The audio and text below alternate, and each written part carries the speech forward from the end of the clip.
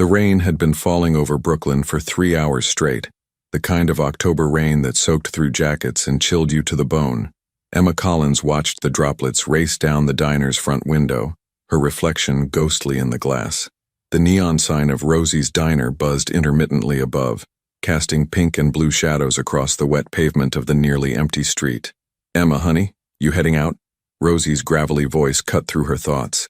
The 72-year-old owner was wiping down the counter with the same faded yellow cloth she'd used for the past decade. Emma glanced at the clock above the kitchen pass-through. 10:47 p.m. "Yeah, just finishing up the last table." She gestured toward booth 7, where a tired-looking truck driver was nursing his third coffee refill. "Go on, I'll handle him," Rosie said, waving her off. "You've been on your feet since 2. That's a double shift, kid." Emma managed a small smile. "Thanks, Rosie, I'll just take out the trash on my way." "Always the responsible one," Rosie muttered, but there was affection in her tone. "Don't forget your umbrella this time." Emma retrieved her worn canvas jacket from the hook near the kitchen and grabbed the 2 trash bags sitting by the back door. The umbrella sat right where she'd left it that morning. She picked it up, then set it back down. The walk to her truck was only 20 feet. She'd survived worse. The kitchen's fluorescent lights flickered as she pushed through the back door into the alley.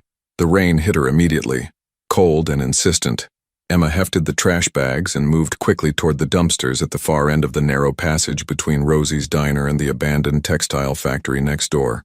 Brooklyn at night had a particular quality, a mix of distant sirens, the hum of traffic from the expressway, and the constant rhythm of the city that never quite slept. Emma had lived here her whole 26 years.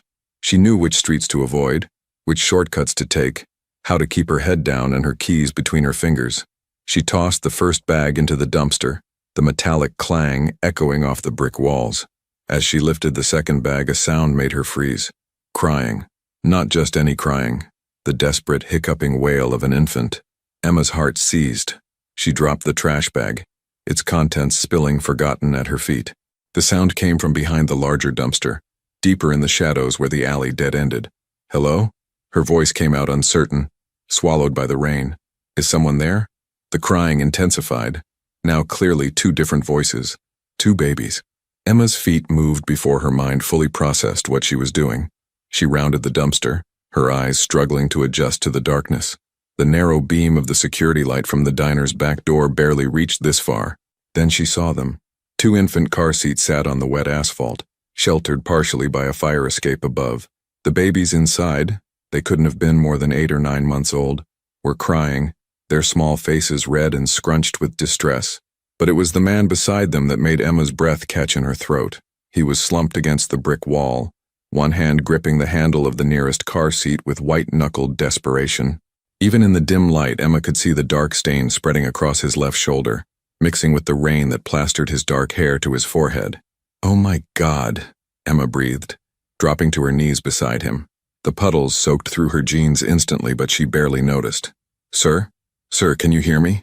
The man's eyes fluttered open, dark eyes almost black in the shadows, filled with pain and something else. Fear. Not for himself, Emma realized, but for the crying infants beside him. "Please." His voice was barely above a whisper, heavily accented. Italian, maybe. "Please, don't. Hospital. They'll find." His head lolled to the side, consciousness slipping. Emma's hands shook as she pressed them against his shoulder, feeling the warm wetness seep between her fingers. She'd seen injuries before. 2 years of medical school before she'd dropped out had taught her enough to know this was serious. The wound on his shoulder was still bleeding, though not as heavily as it must have been initially. But his skin was cold, too cold, and his breathing was shallow. "I need to call 911, Emma said, more to herself than to him. She fumbled for her phone with bloodied fingers. No. His hand shot out with surprising strength, gripping her wrist. His eyes locked onto hers with fierce intensity. "No police, no hospital. The children. You need medical attention," Emma insisted, but her voice wavered. Something in his desperation gave her pause. "Please." The word came out as barely more than a breath. "Please." Emma's mind raced. Every rational thought screamed at her to call for help, to do the right thing, the legal thing. But she looked at the 2 babies still crying in their car seats, and then back at this man who was barely clinging to consciousness, yet still held on to them with everything he had left. She thought of her father, bleeding out in a twisted car wreck 3 years ago while she held his hand and waited for ambulances that came too late.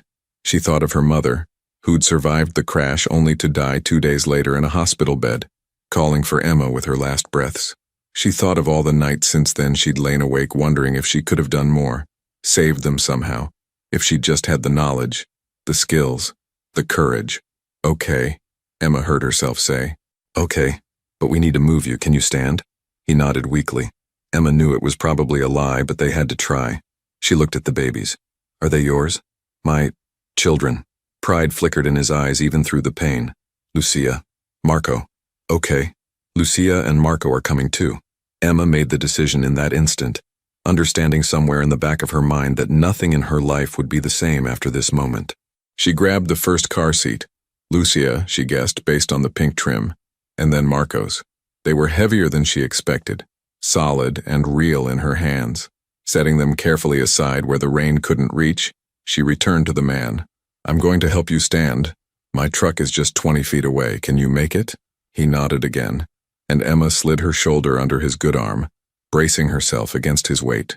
He was tall, easily 6'2" or 6'3", and solidly built under the expensive suit that was now ruined with rain and worse. On 3, Emma counted. 1, 2, 3. They rose together, his weight nearly buckling her knees. He bit back a groan, and Emma felt him trembling with the effort of staying upright. Step by agonizing step, they made their way toward the mouth of the alley where Emma's beat-up Ford pickup sat under a broken street lamp. Wait here, she panted, propping him against the truck's side. She ran back for the babies, grabbing both car seats. Her arms burned with the effort, but adrenaline pushed her forward. The truck's passenger door squealed as she yanked it open. She secured one car seat in the back, then the other, her fingers fumbling with the seat belts. The babies had quieted to whimpers, their wide eyes watching her with that peculiar awareness infants sometimes have. It's okay, Emma murmured to them, though she had no idea if that was true. It's going to be okay. The man had slid down the side of the truck by the time she returned to him. Emma's heart hammered as she helped him into the passenger seat. His head fell back against the headrest, his breathing labored. Stay with me, Emma said firmly, slamming the door and racing around to the driver's side. The engine coughed twice before turning over. Emma's hands white-knuckled the steering wheel as she pulled away from the diner, her eyes darting between the road and the man beside her. His name tag, she could see it now in the dim glow of the dashboard, read simply, V. Moretti. The suit, even ruined, was clearly expensive. The watch on his wrist probably cost more than Emma made in 6 months. His shoes were Italian leather. What had she gotten herself into? The drive to her apartment in Queens usually took 30 minutes. Emma made it in 18, running 2 red lights and pushing her truck to speeds that made the frame rattle. She kept talking the whole way, partly to keep him conscious and partly to keep herself from panicking. I'm Emma, by the way. Emma Collins. I live alone. Well, I guess not anymore, at least for tonight. My apartment's small, but it's clean. I have some medical supplies. I used to be in med school. Did I mention that? 2 years at NYU before I dropped out. My parents died. Car accident. And I couldn't. Anyway, I remember enough, I think. God, I hope I remember enough. The man, Moretti, made a sound that might have been acknowledgement. In the back seat, one of the twins started crying again. A tired, frightened sound that made Emma's chest ache. Almost there, she promised them all. Almost there. Her apartment building was a tired 4-story walk-up in Astoria, the kind of place where everyone minded their own business, and the landlord only fixed things when they became fire hazards. Emma parked as close to the entrance as possible, and sat for a moment, her hands still gripping the wheel, reality crashing over her. She had just brought a wounded stranger and 2 babies to her home. She hadn't called the police. She had no idea what had happened to him, who he was running from, or why he was so desperate to avoid hospitals. Moretti's hand touched her arm, making her jump. His eyes were open, clearer now despite the pain etched in every line of his face. Thank you, he said simply. Those 2 words, spoken with such genuine gratitude, steadied something in Emma. She nodded. Let's get you inside. Getting him up 3 flights of stairs was a nightmare. Moretti could barely stand, let alone climb. Emma half carried, half dragged him, pausing every few steps to let him breathe. Mrs. Chen from 2B opened her door at the commotion, took one look at them, and closed it again without a word. Emma had never been more grateful for her neighbor's indifference. By the time they reached her apartment door, Emma was shaking with exhaustion. She fumbled with her keys, finally got the door open, and guided Moretti straight to her small couch. He collapsed onto it with a sound that was part relief, part pain. Emma ran back down for the babies, taking the stairs two at a time despite her burning legs. The twins were miraculously quiet now, their eyes drooping with exhaustion. Emma grabbed both car seats and made the climb again, her heart pounding so hard she thought it might burst. Inside her apartment, she set the babies down carefully and locked the door, sliding the deadbolt and chain into place. For a moment she just stood there, breathing hard, looking at the scene before her. Her small living room, with its second-hand furniture and collection of paperback books, now contained a severely injured man bleeding on her couch and two infant twins in car seats on her floor. The absurdity of it hit her all at once, and she had to suppress a hysterical laugh. "Okay," Emma said out loud, forcing herself into action. "Okay. Medical supplies first." She kept a first aid kit under the bathroom sink, a well-stocked one, a remnant from her medical school days that she'd never been able to throw away. Emma grabbed it, along with clean towels, rubbing alcohol, and every bandage she had. Back in the living room, Moretti had his eyes closed, his breathing shallow. Emma knelt beside the couch and carefully peeled back his jacket. The shirt underneath was soaked through. She grabbed scissors from the first aid kit and cut away the fabric, revealing the wound. The injury on his shoulder was deep, but mercifully, appeared to be a through and through. The projectile had entered from the front and exited cleanly through the back. Emma had seen diagrams of such injuries in her trauma unit rotation. If there was no major artery damage, and the fact that he was still alive suggested there wasn't, the main concerns were infection and continued loss of fluids. "This is going to hurt," Emma warned, though she wasn't sure he could hear her. She cleaned the wound as gently as possible, using the rubbing alcohol despite knowing it would burn. Moretti's entire body tensed, a low sound escaping through clenched teeth, but he didn't cry out. Emma worked quickly, packing the wound with gauze and wrapping it tightly with bandages. Her hands remembered more than her mind did. The motions came back to her, the way to apply pressure, how to secure a bandage, the signs to watch for. By the time she finished, her hands were steadier. Moretti's fever concerned her more. His skin burned to the touch, sweat beading on his forehead despite the cool apartment. Emma fetched a damp cloth and placed it on his forehead, then covered him with her spare blanket. Only then did she turn her attention to the babies. Lucia and Marco were both awake, watching her with solemn dark eyes that reminded her painfully of their fathers. They needed changing, feeding, and comfort, none of which Emma had supplies for. She found a diaper bag she'd missed earlier, tucked under Marco's car seat. Inside, diapers, wipes, formula bottles, and changes of clothes. Whoever this Moretti was, he'd been prepared. Emma had never changed a diaper in her life, but she figured it out through trial and error, talking softly to the babies as she worked. "I'm sorry if I'm doing this wrong. You're probably used to someone who actually knows what they're doing, huh?" Marco grabbed her finger with his tiny fist, and something in Emma's chest cracked open. She warmed bottles in the microwave, probably not the right way, but the best she could manage, and fed them one at a time. They ate hungrily, their little hands reaching for the bottles. When they were done, she burped them like she'd seen in movies, feeling ridiculously out of her depth, but they settled. Lucia's eyes drifted closed first, followed by Marco. Emma created a makeshift bed on the floor using couch cushions and pillows, placing both car seats in the middle where she could see them from anywhere in the small apartment. It was past 2 a.m. when Emma finally let herself sink onto the floor, her back against the wall between the couch and the babies. The adrenaline was wearing off, leaving her shaky and lightheaded. She looked at Moretti, then at the twins, then at her own blood-stained hands. "What have I done?" she whispered to the empty room. As if in answer, Moretti stirred. His hand, hanging off the edge of the couch, flexed and relaxed. Emma watched the rise and fall of his chest, counting the breaths. Steady, alive. The babies slept peacefully, their faces relaxed in that perfect way only sleeping children achieve. Emma pulled out her phone, her thumb hovering over the emergency call button. She should call someone. This was beyond her capabilities. This man needed real medical care, and these babies needed, what? Family?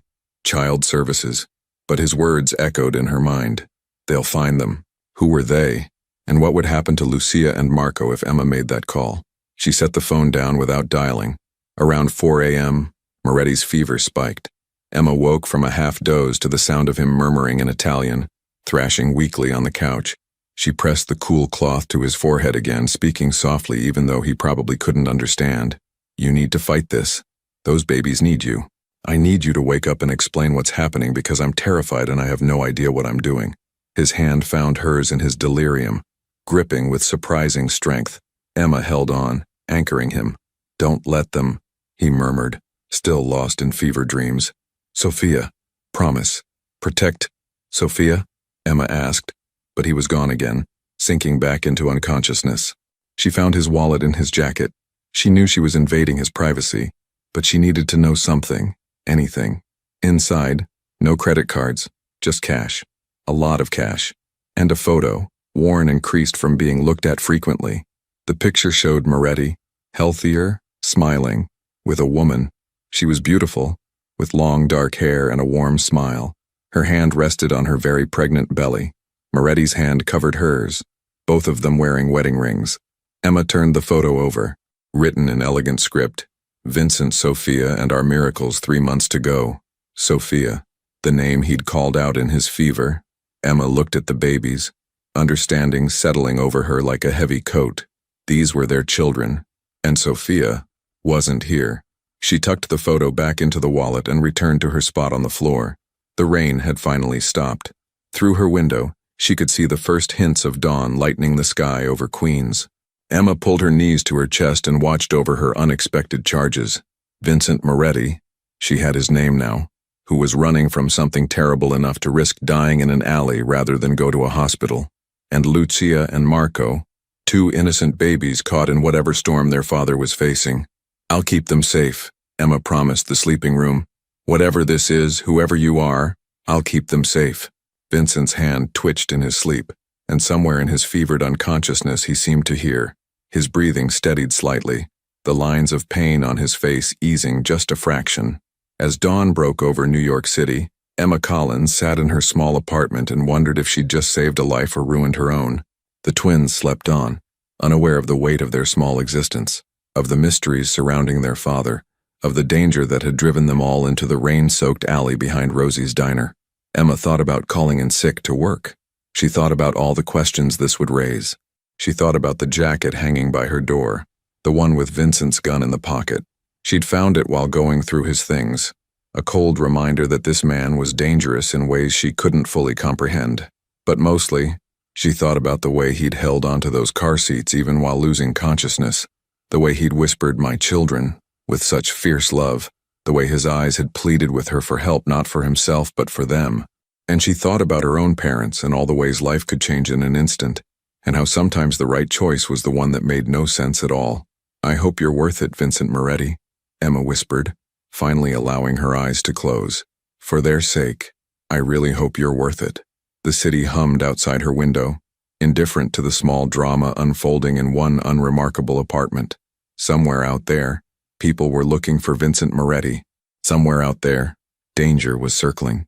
But in that moment, in that quiet apartment as morning arrived, there was only the soft breathing of 2 babies, the fevered sleep of a wounded man, and one exhausted waitress who had chosen compassion over safety and had no idea where that choice would lead.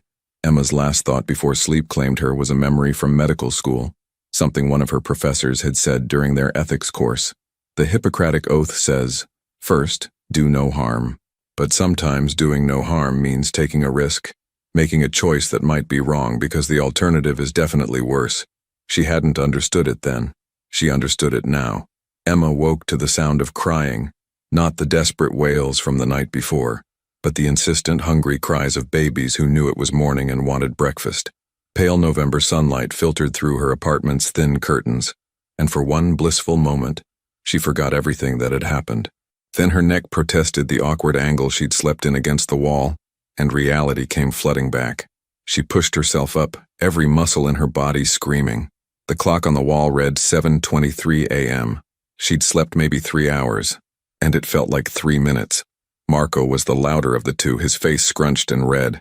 Lucia whimpered beside him, building up to a full cry. Emma stumbled over to them, her body moving on autopilot. Okay, I hear you," she murmured, lifting Marco first. He was warm and solid in her arms, his crying tapering off slightly at the contact. I know, buddy. I know you're hungry. She glanced toward the couch. Vincent Moretti lay exactly as she'd left him, his chest rising and falling with steady breaths. The fever seemed to have broken. His face had more color than it had in the early morning hours, though he was still pale beneath his olive complexion. Emma managed to warm bottles with one hand while holding Marco against her shoulder with the other. The apartment was cold. She'd forgotten to adjust the thermostat before everything happened. She made a mental note to turn up the heat once she had both babies fed. Lucia went first this time. Emma settled on the floor with her back against the couch, cradling the baby girl while Marco waited in his car seat, his cries more insistent. Your turn's coming, I promise, Emma told him. She was halfway through feeding Marco when Vincent stirred. His movement was subtle at first, a shift of his head, a flexing of his fingers. Then his eyes opened, unfocused and confused.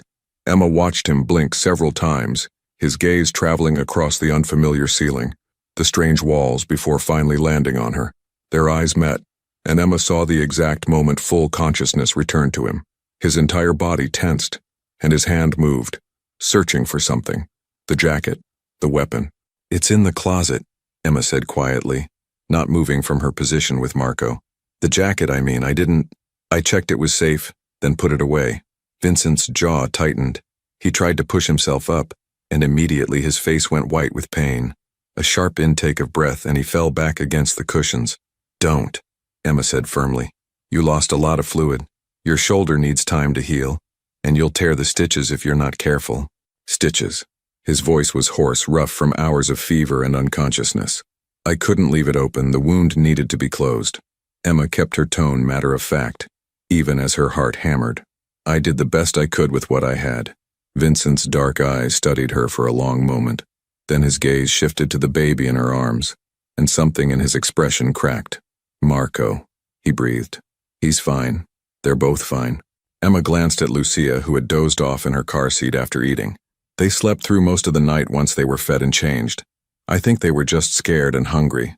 She watched Vincent's eyes move between his children, cataloging every detail. Checking, Emma realized that they were truly unharmed. His hand trembled slightly as he reached toward Marco, though the distance was too great. Do you want to hold him? Emma asked. When he's done eating? Vincent nodded, not trusting himself to speak. Emma could see the emotion he was fighting to contain. Relief, fear, love, all warring across his features. Marco finished his bottle, and Emma carefully shifted position to bring him closer to his father. She helped Vincent adjust so he could cradle the baby against his good shoulder, supporting his injured arm with a pillow. The transformation was immediate. Marco settled against his father's chest, his small hand clutching Vincent's shirt. Vincent's eyes closed, and Emma saw his lips move in what looked like a prayer, or maybe just thanks. How long? Vincent asked after a moment. Since I found you? About 9 hours. Emma stood, needing to move, to do something with her hands. You had a high fever around 4 a.m. I was worried, but it broke just before dawn. You stayed awake. Someone had to. Emma moved to the kitchen area, really just a corner of the living room with a counter and mini fridge. She started making coffee, more for something to do than because she wanted it. Your wallet said Vincent. Vincent Moretti? Yes. His voice was cautious now. I'm Emma Collins, but I guess you heard that last night. I wasn't sure if you'd remember. I remember. Vincent's gaze followed her movements. You work at the diner. Rosie's. Yeah, I've been there 3 years. Emma poured water into the ancient coffee maker. I'm guessing you weren't there for the pie. I was running. The words came out flat, factual. They found me 6 blocks away. I made it to the alley before. He didn't finish. He didn't need to. Emma turned to face him, leaning against the counter. Who found you? People I'd rather not discuss. I think I deserve more than that, Mr. Moretti. I could be arrested for what I did last night. Failing to report an injury like yours, not calling the authorities, that's a crime. Then why didn't you call them? His eyes were sharp, despite the pain he must be feeling. Emma didn't have a good answer. You asked me not to. And the babies. I couldn't risk them being taken into the system. The system? Child services. Foster care. Emma wrapped her arms around herself. My parents died 3 years ago. I saw what happens to kids in the system. I just couldn't. Understanding flickered across Vincent's face. I'm sorry. About your parents. Don't. Emma shook her head. Don't be nice to me. Don't make me feel good about this decision because I'm terrified I made the wrong one. The coffee maker gurgled, filling the apartment with its familiar scent. Emma poured 2 cups, adding sugar to both. She had no idea how Vincent took his coffee, but the sugar would help with the fluid loss. She brought him a cup, helping him shift so he could hold it with his good hand.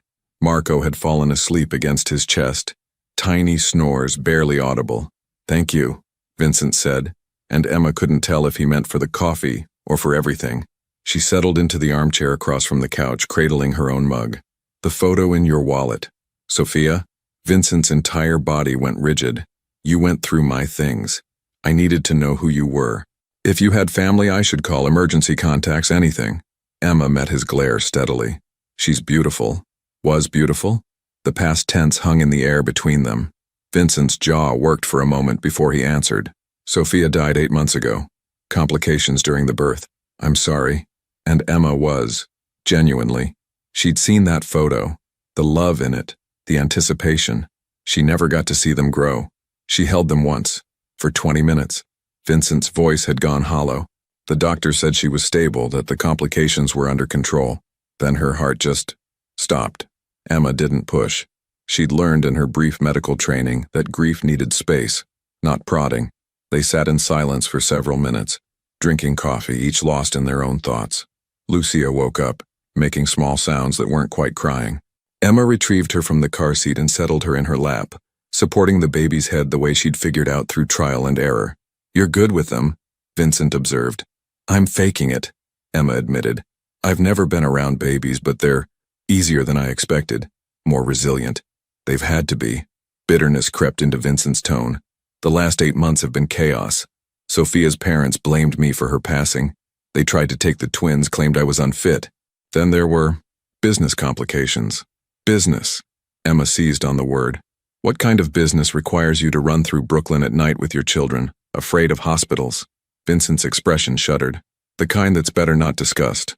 "No." Emma's voice hardened. "You don't get to do that. I saved your life. I'm harboring you in my home. I'm caring for your children. You owe me the truth." "You want the truth?" Vincent shifted carefully, wincing at the movement. "The truth could put you in more danger than you're already in. I think finding you in an alley with a shoulder injury already put me in danger, don't you?" They stared at each other, neither backing down. Marco stirred between them, making a small sound. The tension broke as Vincent automatically adjusted to soothe his son, his expression softening. "I'm in import and export," Vincent finally said. "That's not an answer. It's the safest answer I can give you." Emma wanted to push, but something in his eyes stopped her. Fear, not for himself, but for her. She recognized it because she'd seen it in her father's eyes when he'd made her promise to leave the accident scene and get help, even though it meant leaving him alone. "Fine," Emma said, "but I need to know one thing. Are we safe here? Right now in this apartment?" Vincent hesitated, and that hesitation told Emma everything she needed to know. "How long do we have?" she asked. "I don't know. A day, maybe 2. They'll be looking for me, but they won't expect me to stay in the city. Most people would run. Why didn't you?" "Because running with injuries and 2 infants is impossible. And because," he looked down at Marco, "because I'm tired of running." Emma understood that kind of tired. She'd felt it after her parents passed, after she'd dropped out of medical school, after she'd realized her entire life plan had dissolved in one terrible night. "What's your plan then?" Emma asked. "Heal enough to move, contact people I trust, make arrangements." Vincent's voice was clinical, detached. "You've done more than enough. Once I can walk without assistance, I'll leave. You can forget any of this happened. And if you can't walk, if you get an infection or the wound doesn't heal properly, then I deal with it. That's not a plan. That's suicide." Vincent's eyes flashed. "What do you want from me? Gratitude? I've already thanked you. Money? I can pay you for your trouble. Just tell me what you want so we can move forward." Emma stood abruptly, startling Lucia. The baby's face scrunched, threatening tears. Emma paced to the window, bouncing gently to soothe her, looking out at the street below. Saturday morning in Astoria, people heading to the bodega, the coffee shop, living their normal lives while Emma's world had tilted completely off its axis. "I don't want your money," Emma said quietly. "I want to know that helping you wasn't a mistake. I want to know those babies are going to be okay. I want—" She trailed off, not sure how to finish. "You want absolution," Vincent said. You want someone to tell you that you made the right choice. Emma turned to face him. Did I? I don't know. His honesty surprised her. Ask me again when this is over. The morning stretched into afternoon. Emma called Rosie, fabricating a story about a stomach issue that kept her home. Rosie, bless her, didn't question it. Just told Emma to feel better and take care of herself. Vincent slept in fits and starts, his body fighting to heal. Emma changed his bandages twice, checking for signs of infection. The wound looked better than she'd feared. No unusual redness, no heat beyond the normal inflammation. Her hands had remembered more than she'd thought possible. The twins kept her busy. She learned their rhythms. Marco was the fussy one, needing more attention and comfort. Lucia was quieter, more observant. But she had a strong grip and would hold onto Emma's finger while eating like she was afraid of being left alone. Emma found herself talking to them constantly, narrating everything she did. Okay, so your dad is sleeping again, which is good because sleep helps healing. And you need your diaper changed, Marco, because, wow, that's impressive. Your sister is being very patient while she waits her turn. It was during one of these diaper changes that Vincent's phone rang. Emma froze. The phone was in Vincent's jacket, the one she'd hung in the closet. It rang 3 times, 4, then stopped. 30 seconds later, it started again. Should I? Emma gestured toward the closet. No. Vincent was awake now, alert. Don't answer it. What if it's important? It is important. That's why you shouldn't answer it. The phone stopped again, then immediately started once more. Persistent, Emma muttered. She finished with Marco washing her hands before moving to check on Vincent. His jaw was tight, his good hand clenched into a fist. It's them, Vincent said, checking if I'm still alive. The people who hurt you? The people who would like to know where I am, yes. The phone finally stopped ringing. Emma released a breath she hadn't realized she'd been holding. How long before they figure out you're here? She asked. They won't. No one saw me leave with you. No one knows this connection. Emma wanted to believe him. She really did. The day passed in estranged domesticity. Emma made soup, canned, because her cooking skills were limited, and helped Vincent eat small amounts. She learned how to tell when the twins needed to sleep, needed to eat, needed just to be held. She changed the TV to a news channel, watching for any reports of incidents in Brooklyn, but found nothing. Vincent watched her with those dark, assessing eyes. She caught him several times, and each time he didn't look away. What? Emma finally asked, exasperated as she folded the baby's tiny clothes from the diaper bag. You're good at this. The caretaking. I told you I'm faking it. No, you're not. Vincent shifted on the couch, trying to find a comfortable position. You have instincts. You notice when they need something before they even cry. That's not something you can fake. Emma shrugged, uncomfortable with the observation. Maybe I just pay attention. Most people don't. She didn't know what to say to that, so she said nothing, but something in her chest warmed at the compliment. As evening approached, Emma realized she needed to make a decision about sleeping arrangements. Vincent obviously couldn't move from the couch. The babies needed somewhere safe to sleep, which left her with the floor again, or her bedroom, which felt wrong somehow, leaving them all out here alone. She was mentally rearranging the furniture when Vincent spoke. Tell me about medical school. Emma looked up, surprised. What? You said you were in medical school, NYU. What made you want to be a doctor? It felt like a lifetime ago. Emma settled into the armchair, Lucia dozing against her shoulder. My mom. She was a nurse. Pediatric ICU at Mount Sinai. I grew up hearing her stories, seeing how much she loved helping kids. It seemed like the most important thing you could do with your life. What year were you? Second. I'd just started my clinical rotations. Emma's throat tightened at the memory. I was in the ER when they brought my parents in. I watched the doctors work on them, saw everything they tried, and I couldn't go back after that. Every patient became my parents, every trauma, every code blue. It was like living that night over and over. So you became a waitress. There was no judgment in his tone, just curiosity. Emma appreciated that. I became a survivor, she corrected. The medical school debt is still there. The student loans don't care that I dropped out. So I work at Rosie's and I take online classes at the community college when I can afford them. And I tell myself that someday I'll figure out what's next. What do you want next to be? No one had asked her that in 3 years. Emma had to think about it. I don't know anymore, she admitted. I used to have this whole plan, finish med school, residency in pediatrics like my mom, maybe join Doctors Without Borders for a few years, help people who really needed it. But now? Now I just try to get through each day. Vincent nodded slowly. I understand that just getting through. Do you? Emma challenged. Because you seem like someone who has plans. Plural. Long-term ones. I did have plans. His voice went distant. Sophia and I were going to leave New York after the twins were born. She wanted to move to the coast, somewhere quiet. Raise our children away from... He stopped himself. Away from your business? Away from everything. Emma wanted to ask more, but Lucia stirred, demanding attention. Emma stood, walking laps around the small apartment, bouncing gently. The baby settled, her small body relaxing into sleep. You'll make a good mother someday, Vincent said quietly. The words hit Emma harder than they should have. She'd never really thought about children, about her own family. It had always been someday, after medical school, after establishing a career. Now someday felt impossibly far away. Maybe, Emma said, if I ever figure my life out first. Life doesn't wait for you to figure it out. It just happens. Is that what Sophia was? Life just happening? Vincent's expression softened in a way Emma hadn't seen before. Sophia was the best thing that ever happened to me. We met at a charity function. She was volunteering with a literacy program, teaching immigrants to read English. I went because it was expected, stayed because I couldn't stop listening to her talk about the importance of education, of giving people tools to build better lives. She sounds amazing. She was. And she knew what I did, knew what my family was, and she loved me anyway. Vincent's voice cracked slightly. She made me want to be better. For her. For our children. Emma carefully placed Lucia back in her car seat, then turned to face Vincent fully. What is it that you do exactly? And don't give me the import-export line again. Vincent met her gaze steadily. My family has been in New York for 4 generations.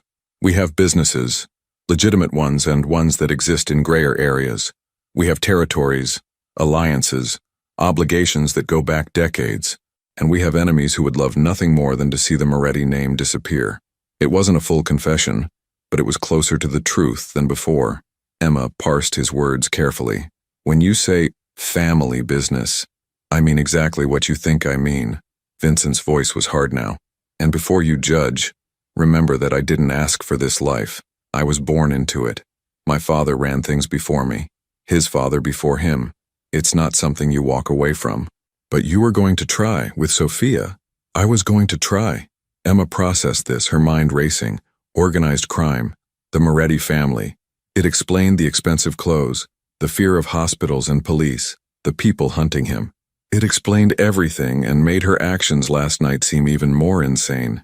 I should be terrified of you, Emma said. You should be. But I'm not. And she wasn't. Not of him, anyway. Of the situation, yes. Of the unknowns, absolutely. But Vincent Moretti himself, wounded and desperate to protect his children? No. Then you're foolish. Probably. Emma moved back to her chair, suddenly exhausted. But I'm also committed now. So what's the actual plan? Because heal and leave isn't enough. Vincent was quiet for a long moment. When he spoke, his voice was measured, careful. I need to contact my people. They'll be searching for me, but they'll be discreet. Once I can confirm who I can trust, because clearly someone in my organization betrayed me, I can arrange safe transport. To where? That's information you don't need. If you're staying in my apartment bleeding on my couch, I think I've earned some information. The less you know, the safer you are. I think that ship sailed when I loaded you into my truck. Emma leaned forward. Look, I'm in this now whether you like it or not. So either trust me with the actual plan, or spend the next few days wondering if I'm going to panic and call the police. It was a bluff. Emma would never do that to the twins, but Vincent didn't need to know that. His eyes narrowed, assessing her. Then, surprisingly, he smiled. It was small, pained, but genuine. You're stubborn. I prefer determined. Sophia would have liked you. The compliment caught Emma off guard. She felt heat rise to her cheeks and looked away. Don't do that. Do what? Make me feel like we're friends. We're not. I'm someone who happened to be in the right place at the wrong time. Or the wrong place at the right time, Vincent countered. Perspective matters. Before Emma could respond, Marco started crying, the real crying, the kind that meant something was wrong. Emma jumped up, checking him. No fever, diaper was fine, had been fed an hour ago. Sometimes they just need to be held, Vincent said. Marco especially. He hates being alone. Emma picked up the baby, cradling him close. He settled immediately, his cries fading to hiccups. She swayed gently, humming without thinking. some melody her mother used to sing. When she looked up, Vincent was watching her again with that unreadable expression. "What?" Emma asked. "Nothing. Just, thank you. You've already thanked me. I'll probably thank you 100 more times before this is over." Emma wanted to ask when over would be, but she was afraid of the answer. The evening settled into routine. Emma fed the twins again, changed them, got them ready for sleep.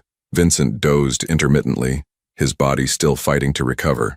Emma made herself a sandwich and ate standing up at the kitchen counter, too wired to sit. She was cleaning up when she heard it, a sound from the hallway outside her door. Footsteps, slow and deliberate, stopping at each apartment. Emma froze. She looked at Vincent, who was suddenly alert, his entire body tense. "Turn off the lights," he whispered. Emma moved quickly, flipping switches. The apartment plunged into darkness, only the glow from the street lamps outside providing any illumination. The footsteps stopped outside her door. Emma's heart hammered so hard she thought it might burst through her chest. She stood in the middle of the apartment, equidistant from Vincent and the twins, unsure what to do. A knock. 3 sharp raps against the door. Vincent shook his head minutely. "Don't answer." Another knock. Then a voice, male, casual. "Building maintenance, checking the radiators." It was 9 p.m. on a Saturday. No building maintenance worked these hours, especially not in her neglected apartment building. Emma held her breath. The twins, miraculously, stayed quiet. The doorknob rattled. Someone was testing it, seeing if it was locked. Emma thanked every guardian angel she had that she'd engaged both the deadbolt and chain. More footsteps. A second voice, lower. "Wrong apartment. You sure?" "I'm sure, let's go." The footsteps retreated. Emma waited, counting to 100 before she dared to move. She crept to the window, careful to stay hidden behind the curtain, and looked down at the street below. 2 men emerged from the building. Both wore dark clothes, both moved with the confident stride of people who weren't afraid of anything. They climbed into a black SUV parked across the street and drove away. Emma turned to find Vincent attempting to sit up, his face white with pain and effort. "They were looking for me," he said. "How did they find this building?" "They didn't. They're canvassing the neighborhood, checking buildings near where I disappeared. They'll work their way outward from that alley until they find something." Vincent managed to get himself more upright, breathing hard from the effort. "We can't stay here. You can barely move. How are you planning to leave?" "I don't have a choice.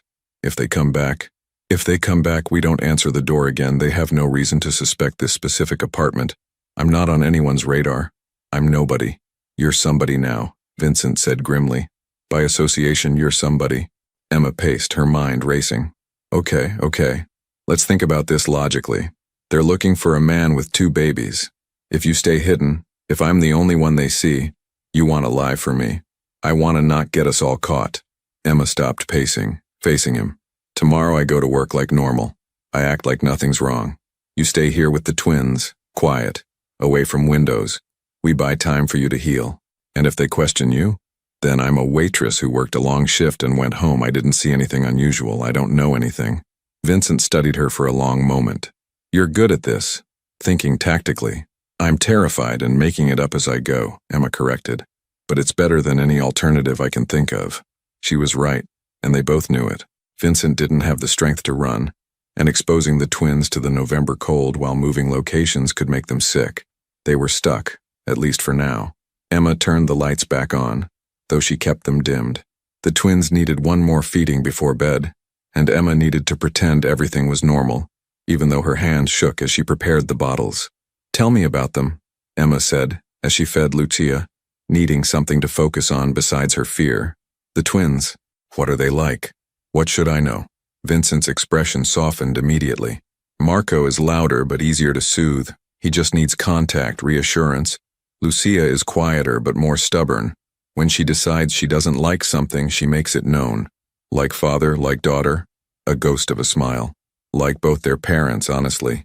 Sophia was the most stubborn person I ever met." "What else?" "They're starting to teeth. You'll notice them chewing on everything. There should be teething rings in the bag." Vincent paused. "They smile now. Real smiles, not just gas." Lucia smiled for the first time 3 weeks ago. Marco followed 2 days later. Emma felt something twist in her chest. These weren't just babies. They were people, developing personalities, hitting milestones. They had a father who knew them, loved them, paid attention to every detail. They're lucky to have you, Emma said quietly. They're lucky to have you right now, Vincent countered. I couldn't do this alone. Not like this. The admission cost him something, Emma could tell. This was a man not used to needing help, to being vulnerable. Well, you're not alone, Emma said. For better or worse, we're in this together now. Marco finished his bottle and promptly spit up on Emma's shirt. She laughed. Actual laughter. The absurdity of the situation finally breaking through her fear. Welcome to parenthood, Vincent said dryly. It's very glamorous. I can see that. Emma grabbed a towel, cleaning up the mess. Good thing I have low standards for glamour. They got the twins settled for the night. Both car seats positioned where Vincent could see them from the couch. Emma grabbed blankets and a pillow, making her floor nest more comfortable this time. Emma, Vincent said as she was settling down, what you did today, lying about being sick, staying home, you could lose your job. I've had worse jobs. I'll figure it out. I'll make sure you don't suffer financially from this. I told you I don't want your money. Then what do you want? Emma pulled the blanket up to her chin, thinking about that question. What did she want? I want those babies to be safe, she finally said. I want to know that helping you mattered. And I want, she trailed off. Want what? I want to feel like I made a choice that wasn't just about survival. For 3 years, that's all I've been doing. Surviving. Maybe this is the first thing I've done that was actually about living. Vincent was quiet for so long that Emma thought he'd fallen asleep. Then, Sophia used to say that living and surviving were different. That surviving was what you did when you had no choice, but living required courage. She was wise. She was everything. The grief in his voice was raw, unguarded. And now I'm all they have. 2 babies who'll grow up barely remembering their mother, raised by a father who loves them, Emma finished. That's not nothing, Vincent, that's everything. In the darkness, she heard him release a shaky breath. Get some rest. Tomorrow will be complicated. Emma closed her eyes, but sleep didn't come easily. Her mind replayed the men at her door, the rattling doorknob, the casual threat in their voices. She thought about going to work tomorrow, pretending everything was normal while Vincent and the twins hid in her apartment. She thought about the choice she'd made in that alley, and all the choices that had followed. And she wondered, not for the first time and certainly not for the last, if she'd just saved a life or signed her own death warrant. But in that moment, listening to the soft breathing of 2 sleeping babies and the steady inhale-exhale of their father, Emma decided it didn't matter. She'd made her choice. Now she just had to live with it. Outside, the city hummed with its usual chaos, sirens in the distance, voices from neighboring apartments, the eternal soundtrack of New York. Somewhere out there, people were looking for Vincent Moretti, but in apartment 3C in a small building in Astoria, 3 people slept under the protection of one stubborn waitress who'd decided that sometimes the right thing and the safe thing weren't the same, and sometimes you had to choose which one mattered more. The alarm on Emma's phone buzzed at 5:30 a.m., shattering what little sleep she'd managed. She silenced it quickly, not wanting to wake Vincent or the twins, but when she opened her eyes, Vincent was already awake, watching her from the couch. You didn't sleep, Emma said, her voice rough with exhaustion. Someone needed to stay alert. His eyes were shadowed, exhausted, but vigilant, in case they came back. Emma sat up, her back protesting another night on the floor. You need rest to heal. I'll rest when we're safe. It was pointless to argue. Emma pushed herself up and moved quietly to the bathroom, staring at her reflection in the mirror. Dark circles under her eyes, hair a mess, worry etched into every line of her face. She looked like someone harboring a fugitive, which she realized with a jolt is exactly what she was. The shower was quick and cold. The building's hot water never lasted past 5 a.m. Emma dressed in her work uniform, the familiar black pants and white shirt that had become like a second skin over the past 3 years. Normal. She needed to look normal. When she emerged, Vincent had managed to shift himself more upright, his movements still careful but less pained than yesterday. The improvement was visible, though subtle. Coffee? Emma offered, moving to the kitchen area. Please. She made a pot, the routine soothing in its familiarity. While it brewed, she checked on the twins, both still sleeping, their small faces peaceful. Marco had his fist near his mouth, Lucia's hand curled around the edge of her blanket. They'll wake up hungry in about 20 minutes, Vincent said. Like clockwork. I should feed them before I leave. I can manage. Emma turned to face him. Can you? Really? Because you could barely sit up yesterday. Vincent's jaw tightened. I've been doing this for 8 months. I'll manage. With 2 good arms, yes, with 1 arm barely functional and a healing shoulder injury. Emma poured 2 cups of coffee, bringing one to him. Let me help before I go. Please. The word please seemed to disarm him. Vincent nodded, accepting the coffee with his good hand. Thank you. They drank in silence for a few minutes, the apartment slowly lightening with the approaching dawn. Emma could hear her neighbors starting their days. Mrs. Chen's television turning on, footsteps from the apartment above. What time do you need to be at work? Vincent asked. 7, but I should leave by 6:30 to catch the bus. Emma checked her phone, which gives us about 45 minutes. As if on cue, Marco started fussing. Emma moved immediately, lifting him gently. Good morning, troublemaker, she murmured, checking his diaper. Let's get you changed and fed, yeah? She'd gotten better at this. The diaper change was quick, efficient. Marco watched her with his dark eyes, so like his father's, and Emma found herself smiling despite everything. You're a natural, Vincent observed, watching her warm the bottles. I'm learning. Emma settled into the armchair with Marco, offering him the bottle. He latched on eagerly, his small hands gripping it. There's a difference. Lucy awoke next, and Vincent attempted to lift her with his good arm. Emma saw the pain flash across his face, quickly suppressed. Let me, Emma said. Finish your coffee, I'll feed her too. Emma, Vincent, please. It's faster this way and I need to leave soon. She met his eyes. Let me help. He relented, leaning back against the cushions. Emma could see the frustration in every line of his body. A man used to being capable, now forced to accept assistance. Feeding both twins took coordination Emma was still developing, but she managed. Marco finished first and she switched him to her shoulder for burping while Lucia continued eating. The domestic scene felt surreal. 3 days ago, Emma's biggest concern had been paying her electric bill on time. There are 4 bottles already prepared in the bag, Emma said as she burped Marco. You just need to warm them. Feed them every 3 to 4 hours. If they seem fussier than usual, they might be teething. There are rings you can refrigerate in the freezer. I know, Vincent said quietly. But thank you. Emma got both babies changed and settled, then gathered her things. Keys, phone, wallet. At the door she paused, turning back to look at the scene. Vincent on her couch, 2 babies in their car seats nearby, all of them dependent on her silence, her discretion, her ability to act normal. I'll be back by 3, Emma said. My shift ends at 2:30, but I'll stop at the store for supplies. We need more diapers, formula, and actual food. What do you want? Whatever you think is appropriate, there's cash in my wallet. I have money. Emma. Vincent's voice was firm. Use my money, please. She wanted to argue but didn't have time. Fine. Stay away from the windows. Don't answer the door. If something happens, nothing will happen. We'll be here when you return. Emma wanted to believe him. She left the apartment, locking all 3 locks behind her, and stood in the hallway for a moment, steadying herself. Then she descended the stairs and stepped out into the cold November morning. The bus ride to Brooklyn felt eternal. Emma kept her head down, avoiding eye contact, trying not to think about the men from last night, or the fact that she was now actively lying to everyone she knew. When her phone buzzed with a text from her friend Marissa, "Coffee this week?" Emma stared at it for a long moment, before typing back, "Crazy busy with work. Soon though." Another lie. They were piling up. Rosie's diner looked exactly as it always did.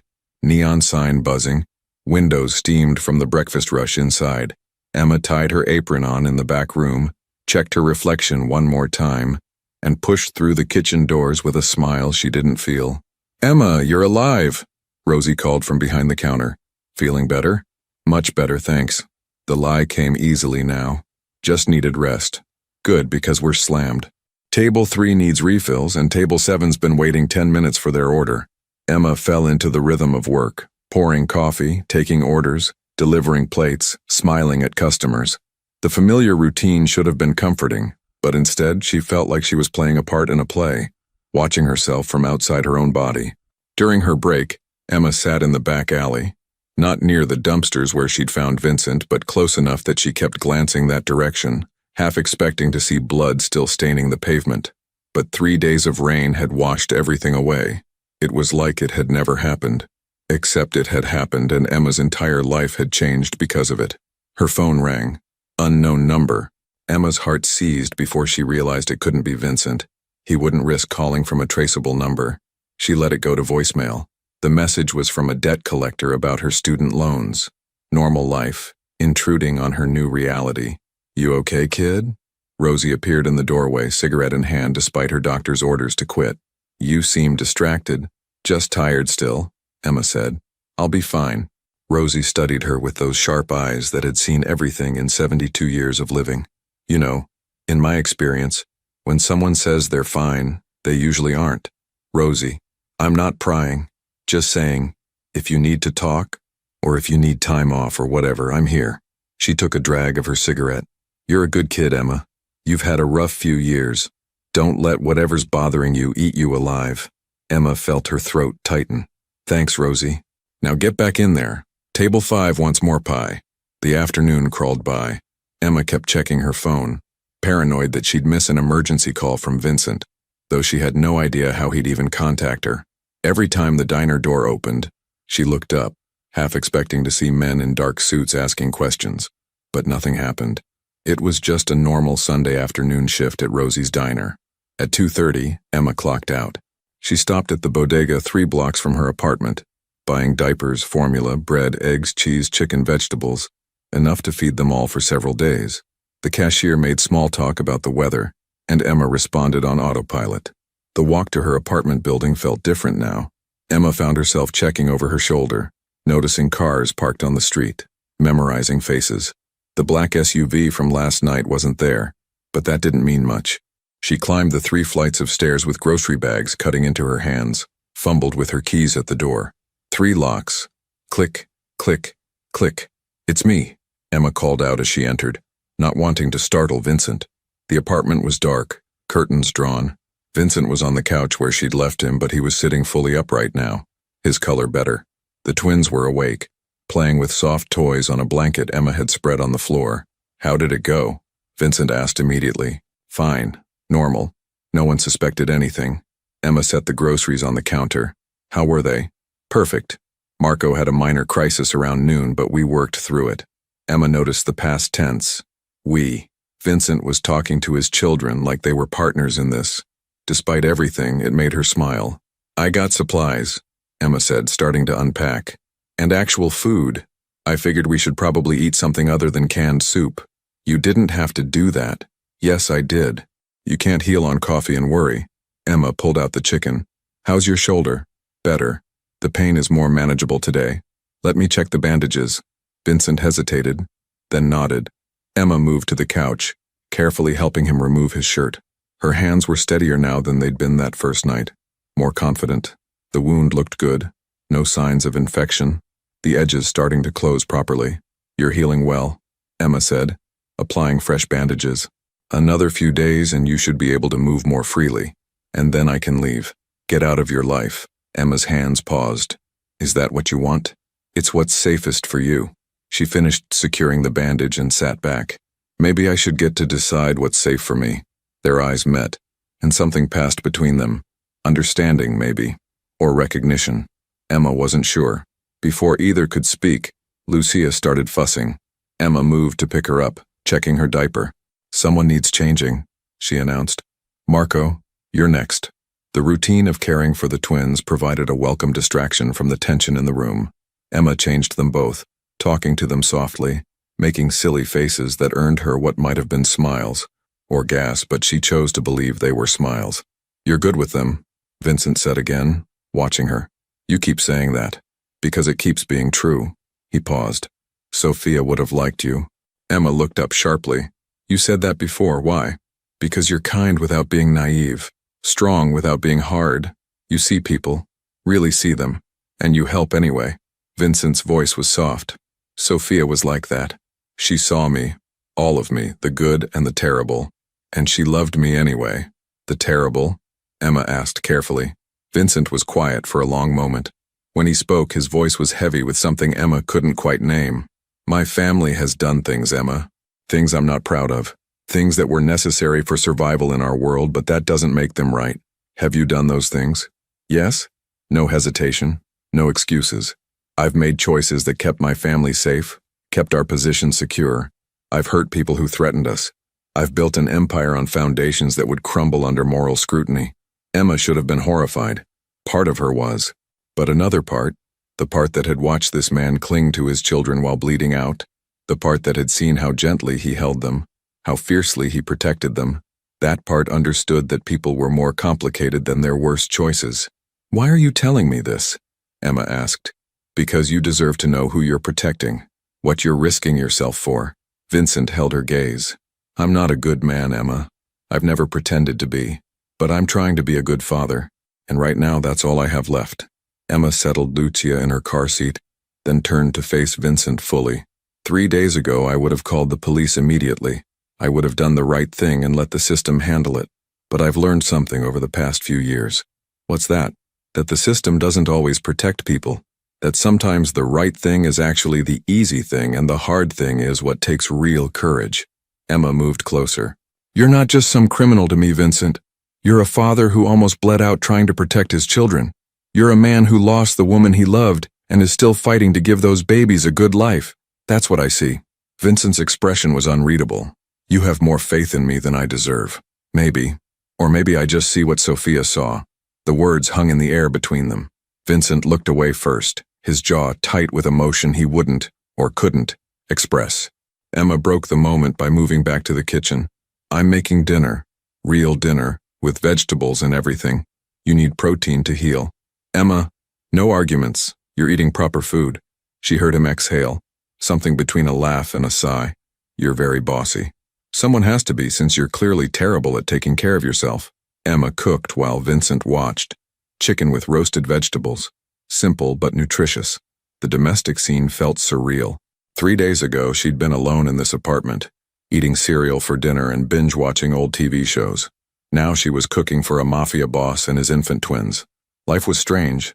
They ate together, Emma in the armchair, Vincent still on the couch. The twins played on their blanket, content for the moment. Outside, the November sun set early, painting the apartment in shades of orange and gold. "This is good," Vincent said, and Emma could hear the surprise in his voice. "You expected otherwise?" "I expected canned soup. I have some skills beyond waitressing," Emma said dryly. "My mom taught me to cook. Nothing fancy, but edible." "Tell me about her. Your mother." It was the first time anyone had asked Emma to talk about her parents in years. Most people avoided the subject, uncomfortable with grief, but Vincent waited, genuinely interested. "She was strong," Emma said slowly. "Worked double shifts at the hospital, but always made time for me. She used to sing while cooking. Old Italian songs her grandmother taught her. Funny, actually. She was second-generation Italian-American. She would have found this whole situation absurdly ironic." Vincent smiled slightly. "She sounds wonderful." She was. They both were. Emma set her plate aside. "The drunk driver who hit them got 6 months. 6 months for destroying my entire family. He was out in 4 for good behavior. That must have been hard to accept. I haven't accepted it. I don't think I ever will." Emma looked at the twins. "But watching you with Lucia and Marco, I understand now why my parents fought so hard in that car. Why my dad made me leave to get help instead of staying with them. They were protecting me, right until the end. They sound like they were good parents. The best." Emma's voice cracked slightly. "I hope someday I can be half as good as they were." "You will be," Vincent said with surprising certainty. "You already are, in many ways." Emma didn't know what to say to that. She stood collecting their plates, needing to move. As she washed dishes, she felt Vincent's eyes on her back. "What?" Emma asked without turning around. "I'm trying to understand you." "What's there to understand? I'm just a waitress who made a questionable decision." "You're more than that." Vincent shifted on the couch. "You had a whole future planned. Medical school, helping people, making a difference. And then life took that from you. But instead of becoming bitter, you're still helping. Still seeing the good in people. I don't understand how." Emma dried her hands and turned to face him. "Want to know the truth? I don't know either. Maybe I'm compensating for not being able to save my parents. Maybe I'm looking for purpose in all the wrong places, or maybe—" She trailed off. "Maybe what? Maybe some of us are just wired to help, even when it doesn't make sense, even when it's dangerous." Emma crossed her arms. "My mom used to say that the world tries to make you hard, but the real strength is staying soft, staying open, still believing people are worth saving. Even people like me, especially people like you." Emma met his gaze steadily. "Because you still have the chance to change, to be different for them." She gestured to the twins. That's worth fighting for. Vincent was quiet for a long time. When he spoke, his voice was rough with emotion. No one has had this much faith in me since Sophia died. Then they're not looking close enough. The moment stretched between them, heavy with things unsaid. Emma felt something shift in her chest. Something dangerous and complicated that she absolutely could not afford to feel. She broke eye contact first, moving to check on the twins. Both were getting drowsy, their eyes fighting to stay open. "Someone's ready for bed," Emma said, grateful for the distraction. They settled into the evening routine, feeding, changing, preparing bottles for the night. Vincent watched Emma work, occasionally offering guidance but mostly just observing. "You've got it figured out," he said as Emma settled Lucia in her car seat. "The routine. I'm still making it up as I go." "So is every parent." Emma paused at that, something warm spreading through her chest. Vincent was including her in this, not just as a temporary helper but as something more. It should have scared her. Instead, it felt right. As the twins drifted off to sleep, Emma became aware of how quiet the apartment was. Just her breathing and Vincent's. The soft sounds of the babies sleeping. The intimacy of it struck her suddenly. This forced domesticity, this unexpected partnership. "Emma," Vincent said softly, "come sit." She hesitated, then moved to the armchair, curling her legs under her. Vincent had shifted to a more comfortable position, his shoulder clearly bothering him less than before. "I need to tell you something," he said. "About the night you found me." Emma's stomach tightened. "Okay. The people who came after me, they weren't random enemies. It was an ambush, planned by someone in my inner circle." Vincent's voice was controlled, but Emma could hear the anger underneath. "Someone I trusted gave away my location, my route, everything. Do you know who? I have suspicions, but until I can confirm them, I can't contact anyone in my organization, which means we're more isolated than I initially thought." "How long until you can confirm?" "I don't know." Vincent met her eyes. "Which means we might be here longer than a few days, and I need you to understand what that means. The risk you're taking, the danger you're in." Emma processed this. More time, more risk, more lies to maintain. She should have been angry. Instead, she felt oddly calm. "I understand," Emma said simply. "Do you? Because once they realize I'm alive, once they start looking seriously, they will find connections. They'll question everyone who was near that alley. They'll—" "Vincent," Emma leaned forward. "I understand. And I'm still here." He stared at her like she was a puzzle he couldn't solve. "Why?" "I've been asking myself that for 3 days." Emma smiled slightly. "I think it's because for the first time since my parents died, I feel like I'm doing something that matters. Something bigger than just surviving. This could get you hurt, or worse. I know. Then you're either very brave or very foolish. Probably both." Emma stood, moving to the window. She peeked through the curtain at the street below. "That black SUV, is it back?" Vincent tensed immediately. "Where?" "2 buildings down. It's been sitting there for about 10 minutes. Vincent tried to stand and Emma immediately moved to stop him. "Don't, stay down. I'll watch." She positioned herself where she could see without being seen. The SUV's engine was running, exhaust visible in the cold air. No one got out, but she could see shadows moving inside. At least 2 people. "They're just sitting there," Emma reported quietly. "Not moving. They're watching the building." Vincent's voice was tight. "Seeing who comes and goes. Should we?" "No. We do nothing. We act normal. If you go to work tomorrow like usual, if nothing changes in your routine, they have no reason to suspect this apartment." Emma's heart hammered. "And if they decide to search anyway? Then we deal with it." The SUV sat there for another 20 minutes before finally pulling away. Emma watched it disappear around the corner, then closed the curtain completely. "They're gone," she said. "For now." Vincent had managed to sit more upright despite her protests. "Emma, you should know if they come here, if they find me, you need to act like you didn't know. Like I forced you to help me. I'm not doing that. It's the only way to keep you safe." I said no. Emma's voice was firm. "We're in this together. I'm not throwing you under to save myself. That's exactly what you should do." "Well, I won't." Emma moved closer, her frustration boiling over. "Stop trying to protect me by pushing me away.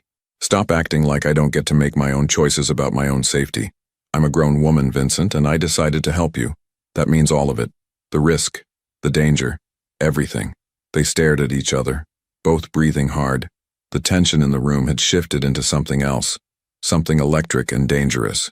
You're impossible, Vincent said finally. Right back at you.